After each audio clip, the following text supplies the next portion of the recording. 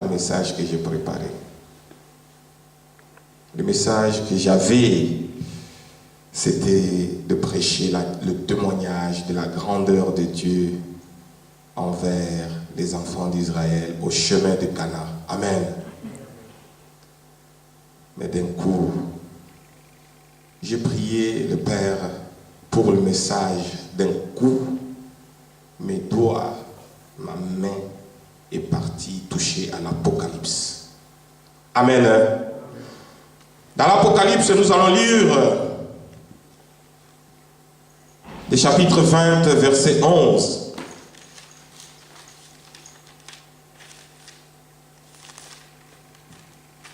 Je lis dans le nom puissant de Jésus-Christ. Puis je vis un grand trône blanc, et celui qui était assis dessus. La terre et le soleil s'enfuirent devant sa face, et il ne fut plus trouvé de la place pour eux. Amen. Je vais rester d'abord là pour vous dire que Jean, l'Esprit de Dieu lui a pris et lui a amené quelque part. Dans les lieux où toi et moi, nous ne savons pas. C'est à ce moment-là qu'il a commencé à lui montrer, à lui faire voir le mystère du royaume du Tout-Puissant. Il a commencé à lui faire voir les choses cachées de Dieu. Amen. Amen. Pendant que toi et moi étions assises, en train de boire et manger, faire la fête, lui, il pleurait. Nul n'était digne de toucher les livres de vie. Amen. Pendant qu'il était en train de pleurer, pourquoi? Parce qu'il savait ce qui allait se passer dans le monde invisible, dans le mystère du Tout-Puissant, Dieu le Père. Il a dit, qui est digne? Qui va sauver le monde? Amen. Et de là, l'Esprit de Dieu lui a conduit pour voir aussi que même la terre et le soleil n'ont pas trouvé la place devant celui-là qui était assise dans les trônes blancs, plutôt. Amen. La terre et le soleil. Regardez bien l'éclat du soleil, mais il n'est pas digne de rester devant Dieu de gloire. Amen. Il ne fut plus trouvé de la place pour eux.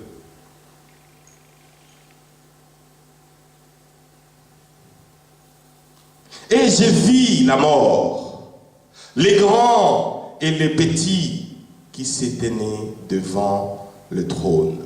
Amen. Même la mort a une personnalité dans le monde de mystère de Dieu. Il a dit, il voit la mort, les grands et les petits se tenir devant le trône du Tout-Puissant. Amen. Aïe, aïe, aïe. Faisons attention. Que savons-nous de ces jours-là? Nous mangeons, nous buvons. On dort, on se réveille. C'est devenu une routine pour les enfants de Dieu même. On ne parle plus du royaume des cieux. On se contente de prêcher des choses futiles. Alors que le Seigneur Jésus-Christ nous a recommandé de chercher premièrement. Et le premièrement, aujourd'hui, est devenu deuxièmement. Et le reste, je vous donnerai comme un surplice. Mais le reste est devenu premièrement, et le premièrement est devenu reste. Amen. Hein? Amen. Que savons-nous de ces jours-là? Que deviendra-t-il au jour du jugement dernier? Amen. Oh, le monde regarde dans le film l'Armageddon de ceci et c'est là, boomerang et tout. Oui, imaginons. On peut aller loin avec l'imagination, mais les pensées des hommes ne sont pas les pensées de Dieu. Amen.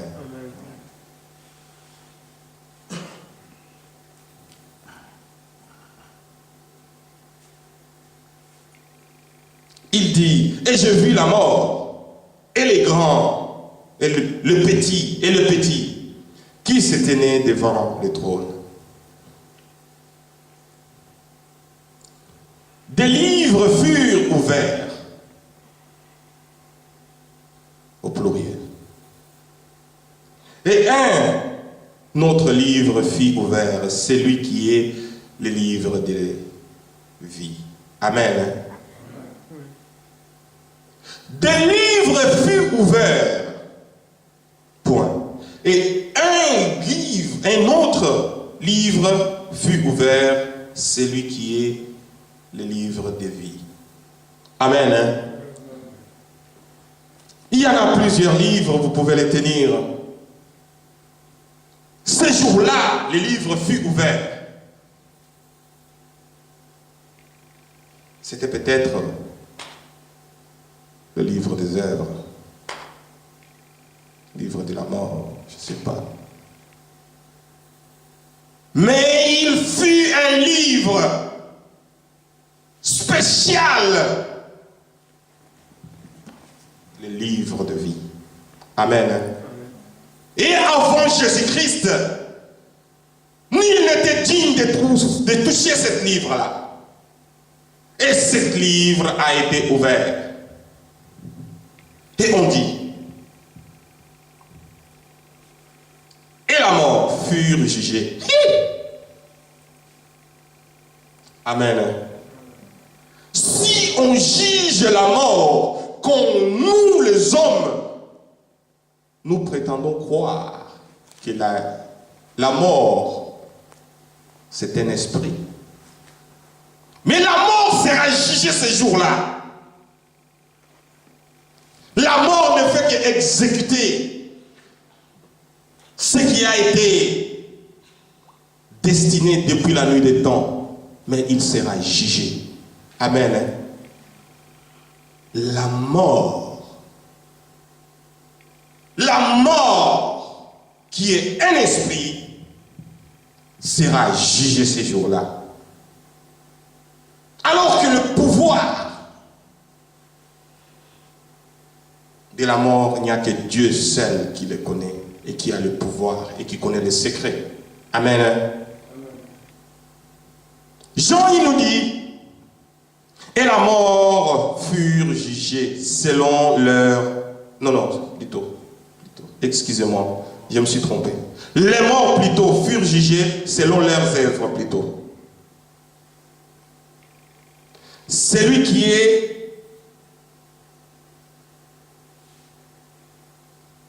du Seigneur et du Seigneur. Celui qui est de Dieu est Dieu.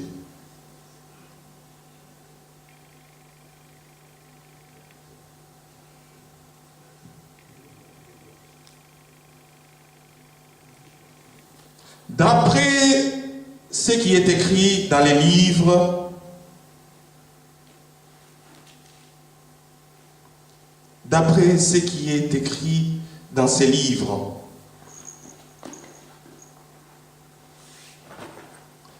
la mer rendit les morts qui étaient en elle, et la mort et les séjours de mort rendirent les morts qui étaient en eux. Et chacun fut jugé selon ses œuvres. Puis la mort et les séjours de mort furent jetés dans l'état de feu. Amen. Je vais répéter, je crois qu'il y a eu tellement la dichotomie des choses que non, ça ne se comprend pas. J'aimerais répéter bien pour que les choses soient claires. La mer rendit les morts qui était en elle. En elle. Et la mort et les séjours de mort rendit les morts qui étaient en eux. Et chacun fut jugé selon ses œuvres. Puis, la mort et les séjours de mort furent jetés dans les tangs de feu. Amen. Hein? Amen. Les jours du jugement dernier. Ces jours-là, même ceux qui ne sont plus de ce monde, c'est par là que le Seigneur va commencer. Même l'eau qui a englouti des morts, il va le vomir, il va le rejeter pour que tout le monde soit devant le jugement. Amen.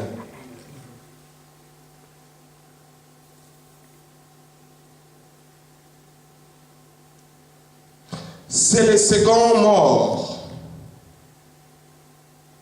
les tangs de feu que je viens de vous parler. Là où la mort et ceux qui étaient morts vont être jugés et la mort va être jetée et son séjour jeté dans les tangs de la mort. C'est-à-dire c'est un second mort.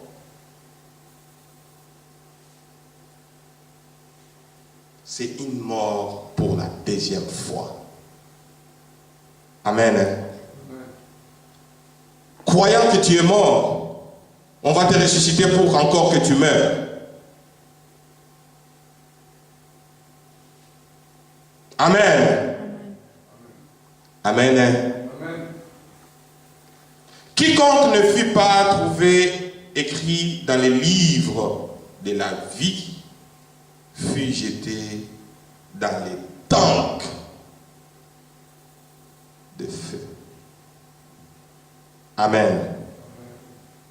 C'est-à-dire, tu vis, tu meurs, croyant que non, tu es parti te reposer comme les mondains disent.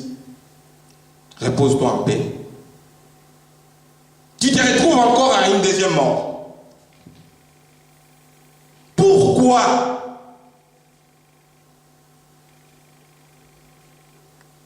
Aujourd'hui, la Bible nous dit, quiconque ne fut pas trouvé écrit dans les livres de vie, fut jeté dans les tangs. Dans les tangs de feu. Peut-être je lis avec que à la fin, mais c'est tangs. Dans les tangs de feu.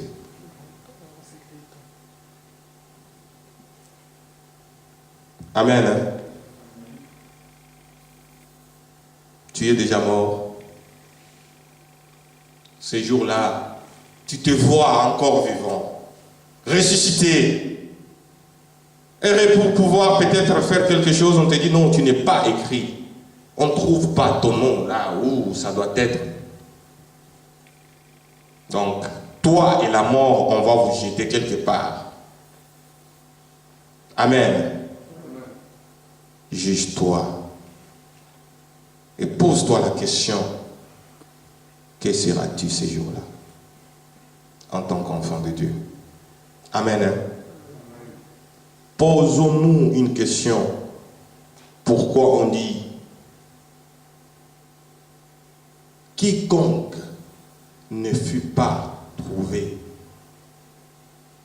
son nom écrit dans les livres de vie,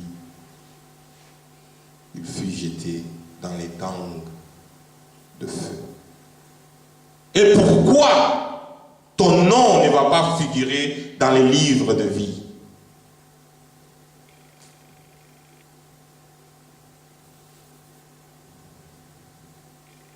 Si tu es dans ce monde et que tu continues à faire des choses qui ne conviennent pas et qui ne sont pas dignes du nom de notre Seigneur.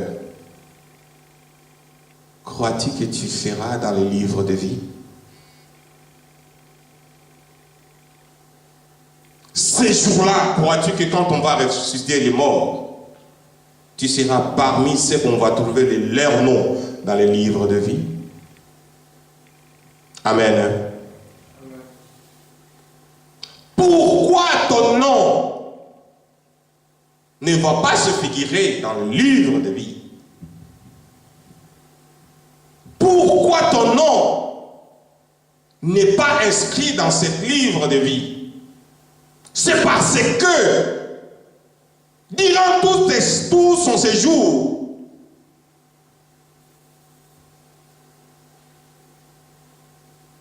durant tout ce que tu as fait sur la terre, tu n'as fait que marcher à gauche et non à droite. Parce que le Seigneur dit, je n'aime pas les mythes, comme on dit en allemand, le milieu, ni chaud ni froid.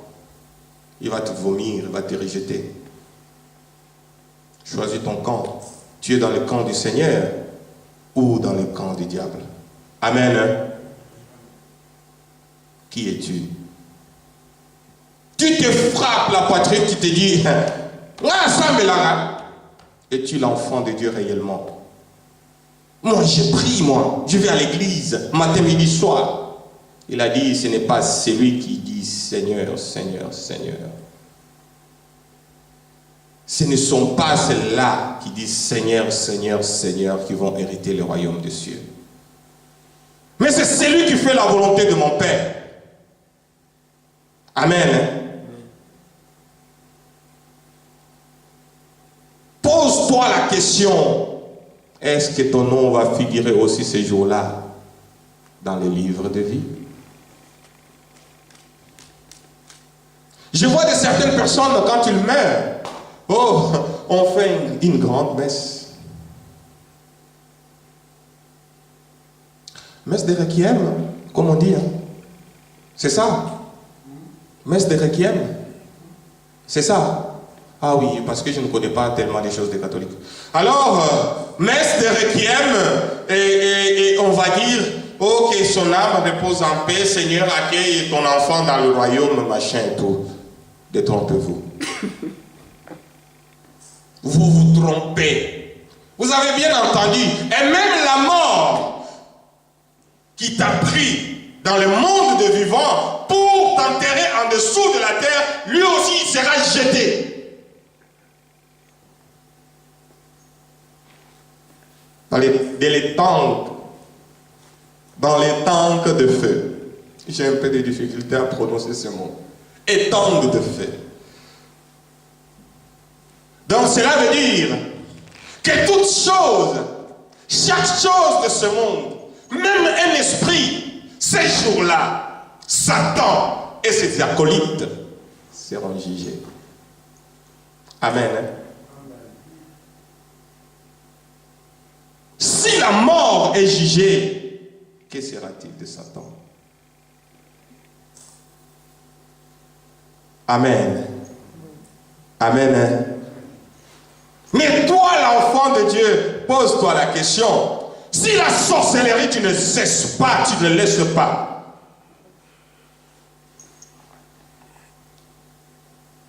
La division est tellement dans ta bouche, langue de vipère.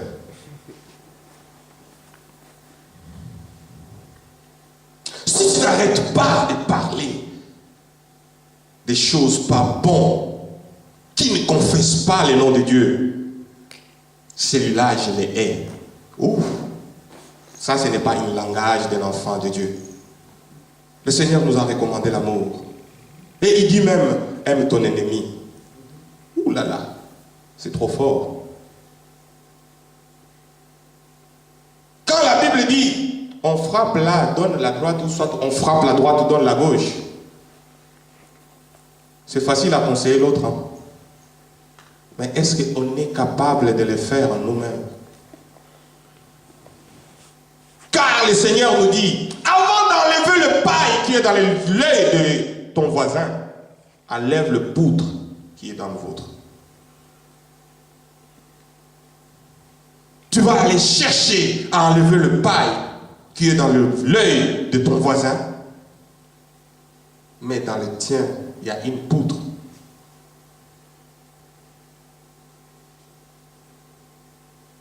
Que tu ne peux pas et que tu ne vois pas. Tu pointes du doigt, pointing finger, celui-là, enlever, avant de lever le bras, pour soulever ton bras,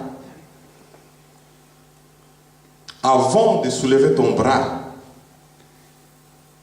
pour pointer à l'autre et dire, mais celui-là, son chemise est déchirée derrière. Regarde en dessous de ton épaule si la tienne aussi n'a pas fait crack.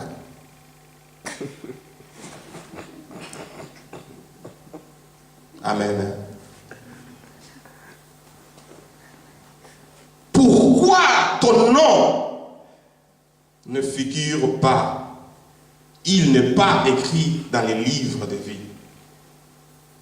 Posons-nous la question. Et aurons-nous la réponse de cela? Aujourd'hui, beaucoup de prédications, on essaye d'aller toujours vers donnons la prospérité.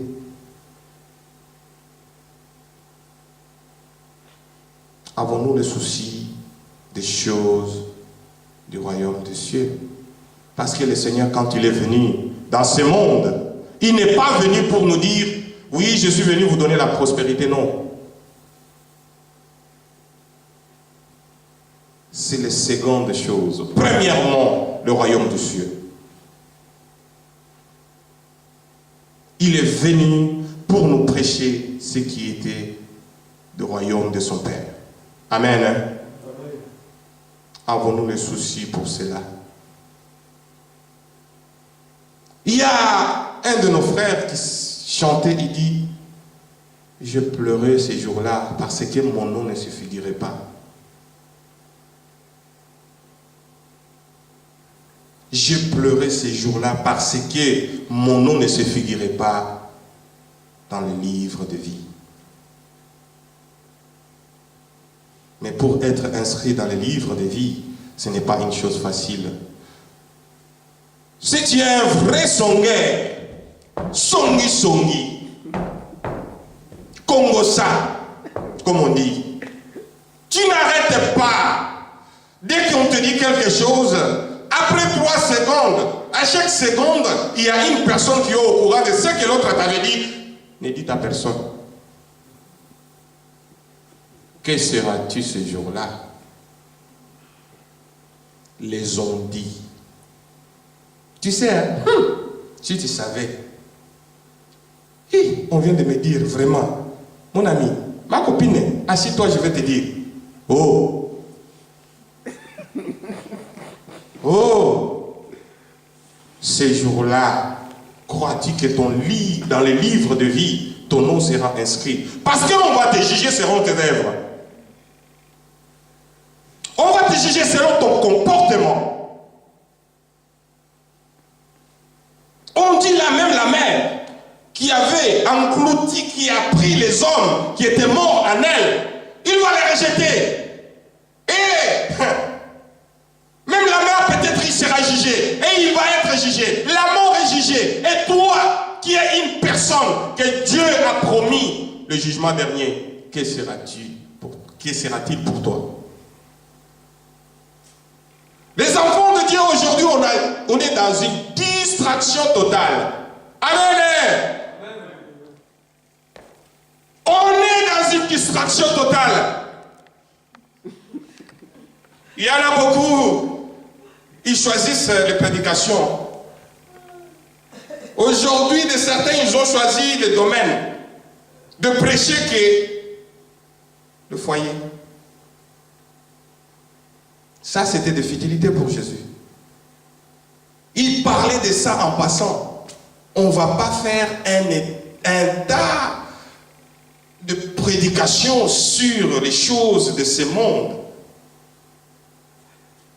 qui sont des choses de seconde zone. Amen. Jésus-Christ lui-même, en Matthieu 23, il condamne les scribes et les pharisiens qui font semblant dans les longues prières et qui dévorent les maisons de veuves.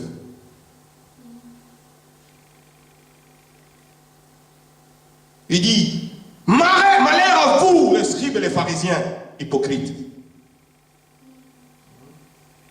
Et beaucoup aujourd'hui des prédicateurs, ils se basent que sur des choses inutiles, futiles. Et comme le monde aime bien être satisfait de ce qu'il a besoin, il choisit. Il prend ce qui lui plaît. Mais dans les temps, quand Jésus prêchait, quand il touchait, il ne cherchait pas à faire ce qui était la volonté de ces gens qui étaient autour de lui. Il prêchait le royaume de son Père. Et chaque fois quand il voyait les intentions des hommes, il disait, vous voulez faire la volonté de votre Père. Il dit, mais notre Père c'est Abraham. Il dit, non, non, votre Père à vous c'est Abraham. Si vous étiez de l'Abraham, vous saurez qui je suis. Parce qu'autour d'eux, ils voyaient leur Père qui cherchait là où entrer. Et il les communiquait de bonnes choses, c'est-à-dire il les communiquait de mauvaises choses, de mauvaises intentions pour tuer Jésus. Il cherchait à tout prix. Qui est cet homme? Pourquoi il est venu délivrer mes captifs? Pourquoi il cherche toujours à guérir? Pourquoi il va aller prêcher et montrer les gens le voie à suivre pour ne pas me suivre moi, Satan, derrière? Ils vont arrêter de pécher, ils vont suivre lui. Non, ce n'est pas possible. Alors que le monde m'appartient. Le monde aime tellement le péché. Et le péché, c'est tellement bon et ça plaît tellement. Parce que ses corps, il prend toujours du côté désir, plaisir. Ce qu'il désire, lui, c'est du plaisir. Alors là, les gens cherchent à se consoler. Et leur consolation, c'est quoi? Là où il y a une prédication, où on dit, waouh. Par exemple, genre de femmes que les hommes n'aiment pas et genre des hommes que les femmes n'aiment pas. Là, on est très content.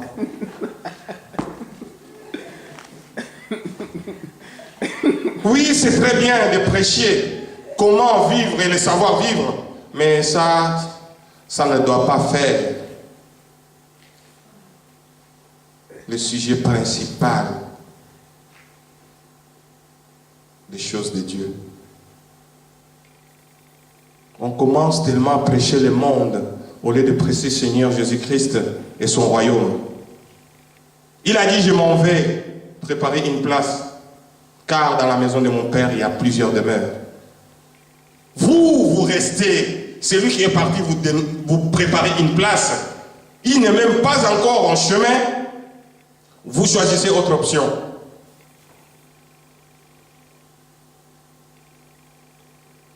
Il a dit, cherchez premièrement le royaume des cieux. Cherchez premièrement le royaume des cieux. Et le reste vous sera donné comme un surplus. Amen. Amen. Cherchez premièrement. Aujourd'hui, on dit, dès qu'il a appris, il regarde. Bien-aimé, Dieu t'aime. Si tu donnes ça, Dieu va te rendre. Ouh, on n'est pas là pour ça. Ça, c'est deuxièmement. Ça ne doit pas devenir le sujet principal. Les gens pour qui ils n'ont pas de moyens, ce qui est grave dans les choses de Dieu aujourd'hui, il y a des prières pour $100, des prières pour $200 et une prière pour $10, 3 secondes. Parmi les serviteurs de Dieu. Ça fait pitié et ça fait pleurer. Et il y en a de certains même, quand les adeptes viennent à l'église, ils disent, il faut donner une offrande pour sceller la semaine, à éviter l'esprit de mort. Amen. C'est écrit dans quelle Bible? Regardez ce que les hommes sont en train de faire. Ils ont préféré choisir la mort que la vie. Car quand tu ne fais pas ce qui est la volonté de Dieu, quand tu ne fais pas ce qui est la volonté du Père et le Fils, fini, tu as choisi la mort. Et il t'attend à bras ouverts. Et la mort, quand elle va t'attendre, ce n'est pas fini parce qu'il y en aura encore une deuxième mort. Amen, hein? Amen. La Bible vient de le dire. Si tu n'es pas écrit dans le livre de vie, si on ne trouve pas ton nom là-dedans, allez, on va te rejeter encore. Que seras-tu ce jour-là? Pose-toi la question. La deuxième mort est comment? Si les gens croient que non, la mort, c'est une sorte de repos. Repose-toi en paix, oui. Mais la deuxième, qui est énumérée là dans l'Apocalypse, il sera comment? Posons-nous la question. Bien-aimés, nous allons partir dans les livres de Matthieu pour finir.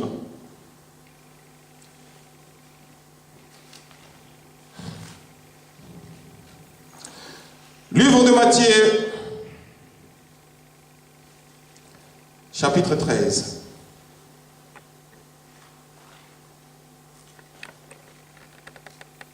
Chapitre 13, verset 38.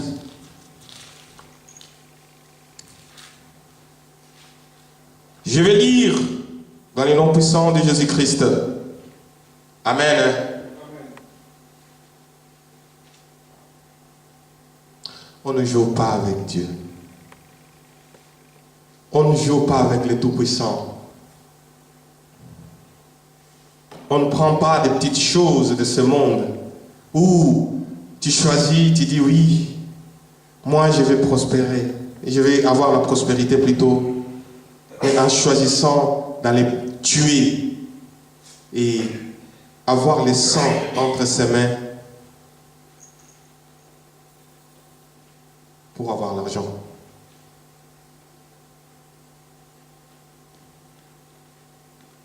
On n'y va pas dehors pour chercher à défier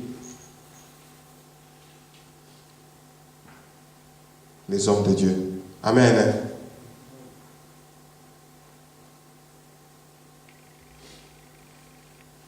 L'œuvre du Satan, il sera mis à néant.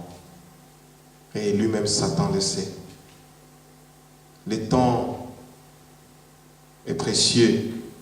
Et il lui reste peu de temps. Il cherche maintenant à engloutir tellement du monde avec lui en enfer.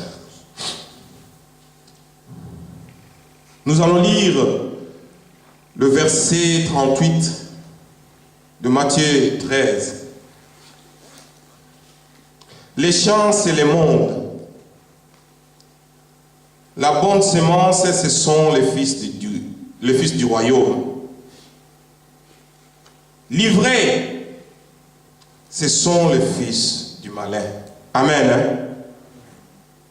L'ennemi qu'il a sémé, c'est le diable. La moisson plutôt, c'est la fin du monde.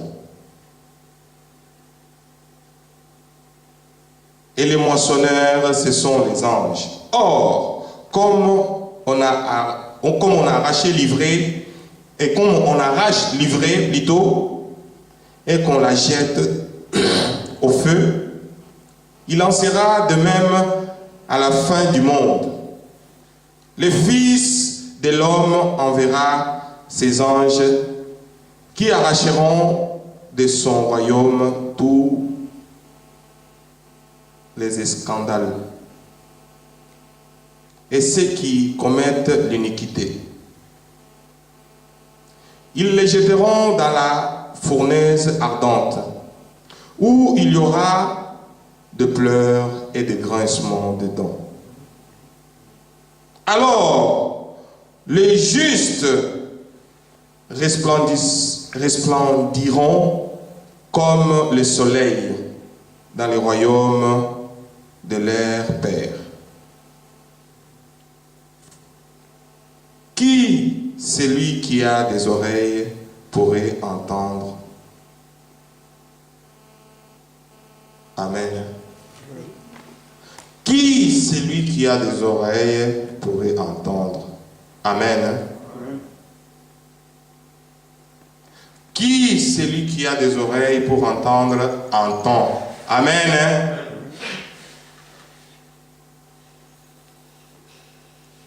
Que celui qui a des oreilles pour entendre, entend. Ça, c'est selon l'écriture de la Bible.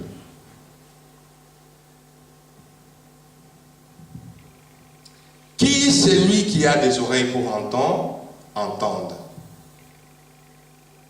Ces jours-là, la mauvaise sémence sera jetée dans le feu, dans le fournaise ardente. Amen. Pose-toi la question.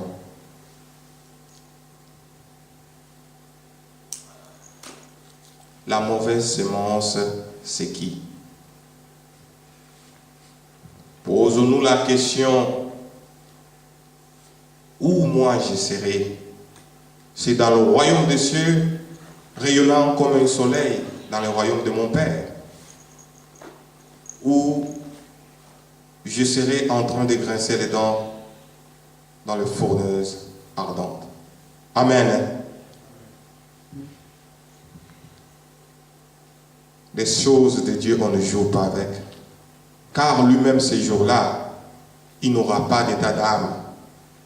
Il ne va pas juger selon la pitié, mais il va te juger selon tes œuvres, selon la façon dont tu as marché, selon ce que tu as fait, comment tu t'es comporté, et surtout toi qui as entendu, toi qui as la connaissance de la parole de Dieu, toi qui as été chaque jour à l'église pour dire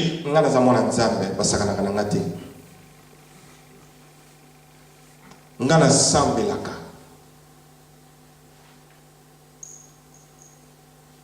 Dès qu'on cherche à poser une question, tu es le premier à faire voir que non, tu connais la parole de Dieu, oui. Mais ces jours-là, ça sera chaud. Il y en a un qui a dit Naleli Yokanga Papa Nzambe Nanga Kolo Nanga Namonite. Il n'a pas trouvé son nom. Car ces jours-là, il n'y aura ni roi, ni père, ni mère, ni vaillant guerrier, ni qui que ce soit. Il n'y aura que le Père et le Fils qui va envoyer ses anges pour déraciner, livrer, enlever la mauvaise sémence parmi ses enfants et laisser ses enfants marcher droit vers le royaume de son Père. Amen. Que cette parole reste dans nos cœurs comme un flot d'eau qui monte et qui jaillisse à jamais dans le nom puissant de Jésus-Christ. Amen. Amen.